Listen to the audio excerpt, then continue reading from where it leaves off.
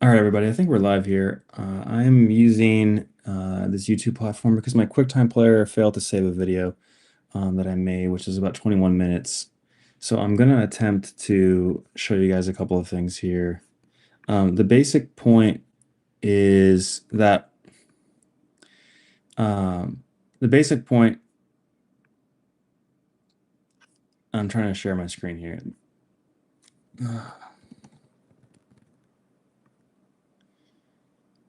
Okay, I have to quit. I have to quit this.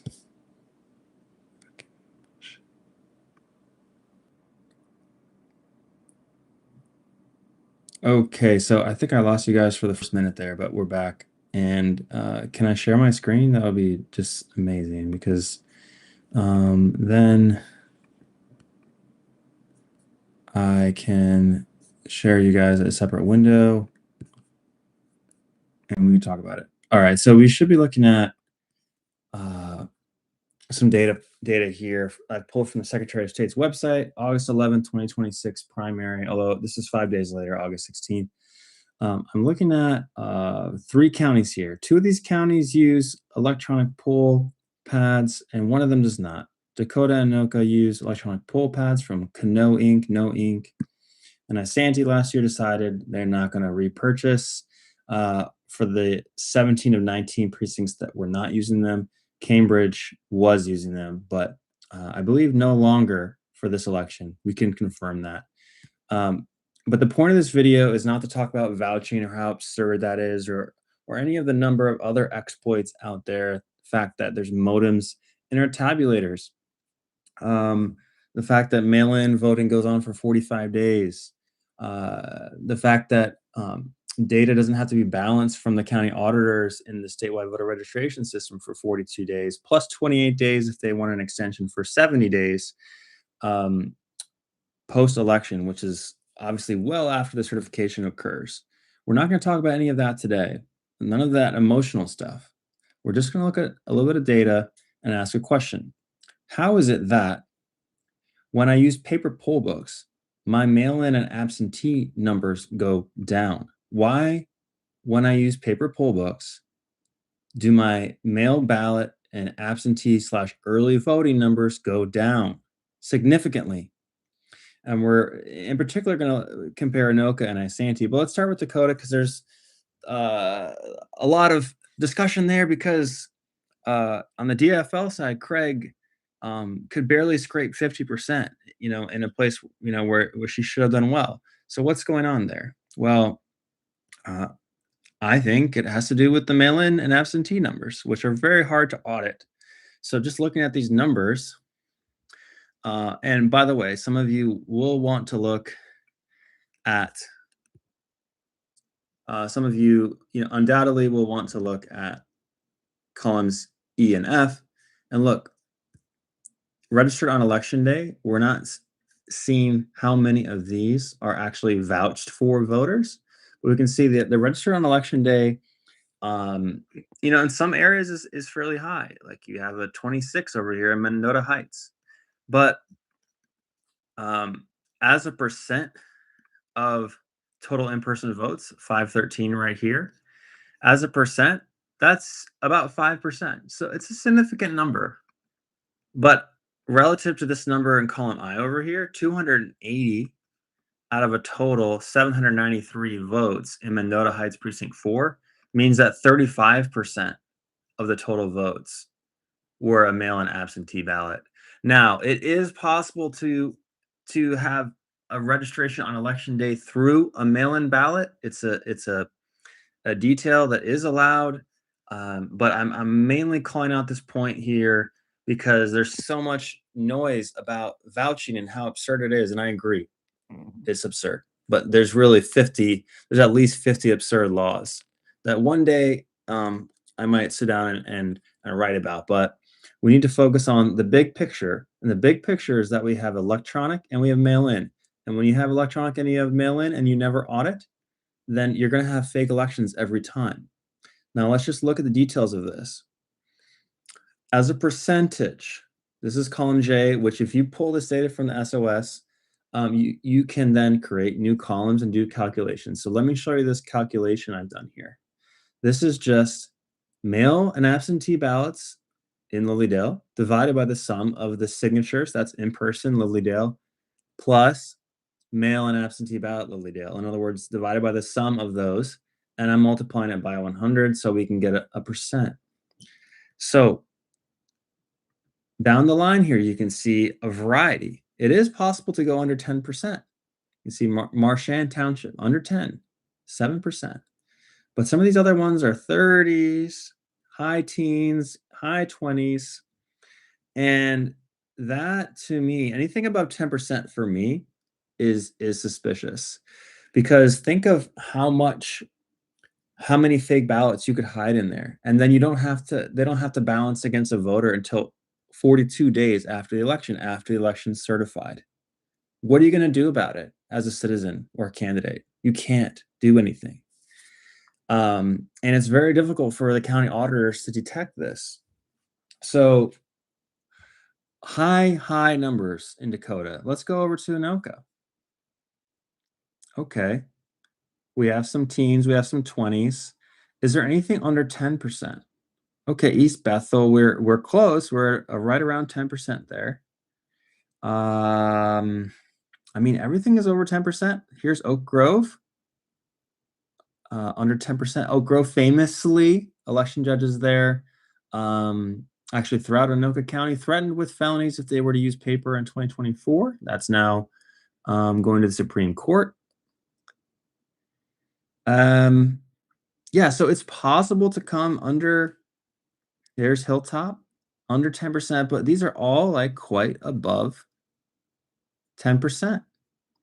And so the question to ask someone like Tom Hunt, who's the county election manager, or the county auditor over there, Pam LeBlanc, is let's take a look even here at Andover, where it's a slightly lower relative, 15%.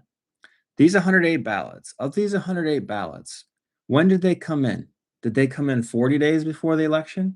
Did they come in 20 days? Did they come in at 5 p.m. on election day?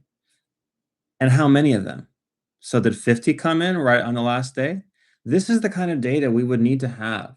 When I say we don't audit elections, this is what I'm talking about. We never look at, the state does not provide this. The counties do not provide this. This must be provided. The only time I've been shown data like this was actually by someone who was unaware of really what I was getting at. And it was at the 2024 Hennepin County canvassing meeting. I happened to be sitting next to the deputy Minneapolis clerk. And I said, hey, can you show me Minneapolis's numbers? Because Minneapolis actually does their own separate from the county. Most cities will outsource to their county. He showed me the data. He showed me the mail-in absentee ballots coming in, on election day, so I could get an idea of, oh wow, like this number came in on election day in Minneapolis, all the way through to APN. So then in 2024, I had a little bit more to go on for Minneapolis, but still not enough to really make a conclusive case about anything. And so the data denial strategy that is used by the system is really one of the biggest issues that we have. If we don't have data for us to look at, then how can we dig in? And then the politicians can say, well, you guys don't have anything. The county auditors can say, you don't have anything. Well, they should be looking at this stuff. They should be looking at the ballot images that compare against the cast vote records, that compare against the paper ballots, but they never do. Yet they call themselves auditors. So we come to the answer of the question here. What happens if you use paper poll books?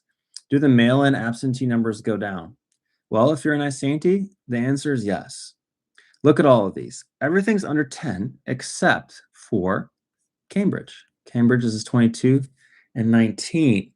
Now, I would again want to look at this. What percent of this 216 votes, in other words, what percent of this 22% came in on election day? I want to know that, because in a local election, 100 ballots coming in late, 50 ballots coming in late, when I have all the data from these electronic poll books and I know exactly what the vote totals are from the tabulators because I have modems connected, And they say they don't turn them on until afterwards, but I don't buy that. I've never seen an audit report showing me that the modems are turned off all the way through.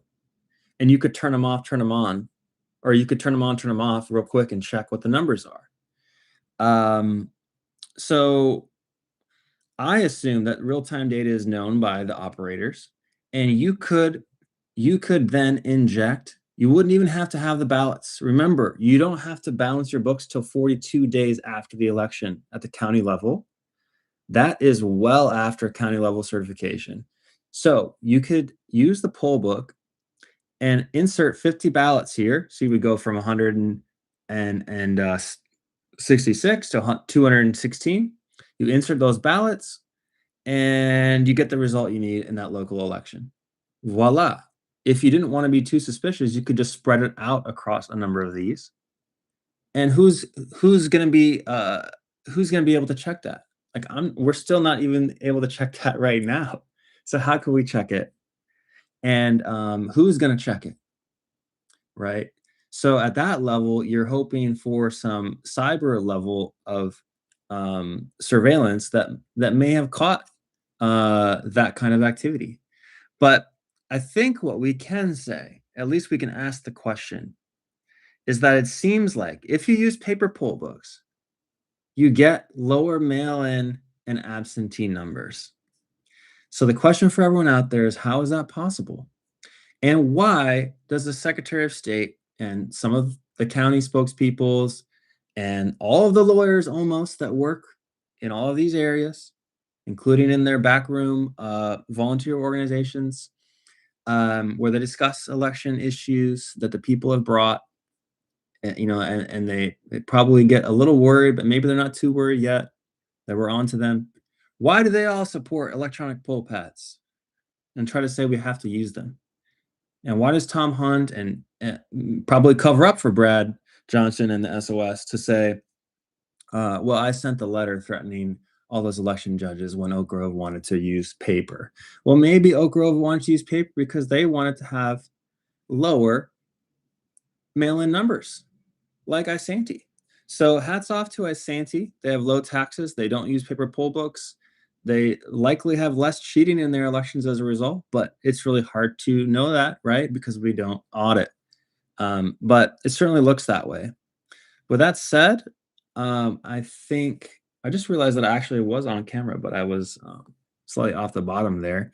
I think that's enough for today. I've recorded an earlier video, which was a little bit more less emotional from my end, but now I've given you another 10 minutes, and I've asked those questions of you. You can ask those questions of your city clerks and your county election managers and your county auditors, and yeah, just be ready for them not to be able to answer this, to deny you the data that you would need. And then you can ask, well, why aren't you guys looking at this? Don't you care about your job as a county auditor, as a county elections manager? Because at this point, as a citizen, besides protecting yourself and your family, this is a key issue. I think we've had fake elections for about 10 years. Probably since we brought in electronics, we've had it. So if you think of it that way, all the laws that all these legislatures are passing since we had fake elections, electronic, and then the mail-in ballots really coming in strong in 2014, 15, automatic voter registration, permanent absentee lists, these poll books coming in 2016 and 18, with a little pushback. There's only a little pushback from Rick Weibel and St. Bonifacius in 2016, and then Oak Grove in 2024. That felony case now going to the Supreme Court, not the felony case. There was a felony threat. And then UMLC is now asking the Supreme Court, hey, can cities decide? And of course they can. But I think this is why the poll pads are needed, because they can facilitate mail fraud. You can insert mail voters into the system, and you can spread them out so they're hard to find, and then you can never audit. You never look at it, and you don't have to balance your books for 42 days or or 70 days if you get the 28-day extension. Imagine that. Imagine you would have such an extension. We have all these electronic tools, but we can't balance our books for 70 days. That is way more absurd than the fact that someone can dress up as a Muslim and almost vote, because James O'Keefe and his friends in the hijab did not vote. So they were basically pointing out something that we already knew, and people are emotional about it, but they're missing the point. Vouching is possibly 3% of fraud, in my opinion. Maybe in some areas, if you bust people in at the buzzer, you could bust people in, and then you could then vouch for just so many people. If you had 10 people, you could vouch for 80 people. You could do that, but I think it's just really suspicious to do that. And there's just way easier ways to cheat than that, which would be through the electronic method. And this is one of the ways I think we can do it.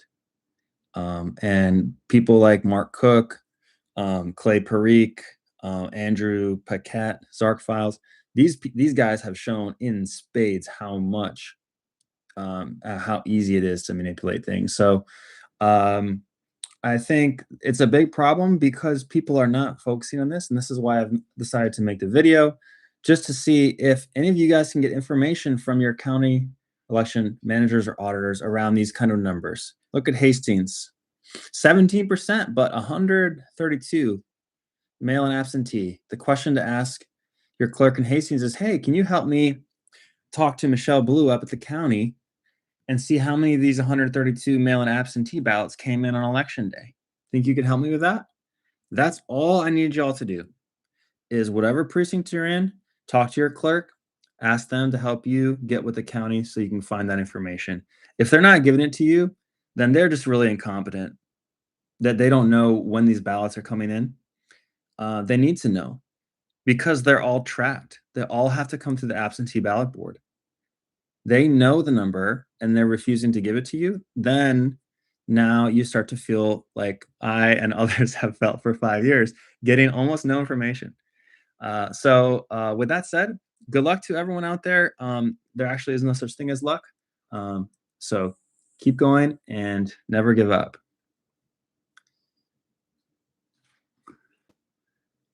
Okay.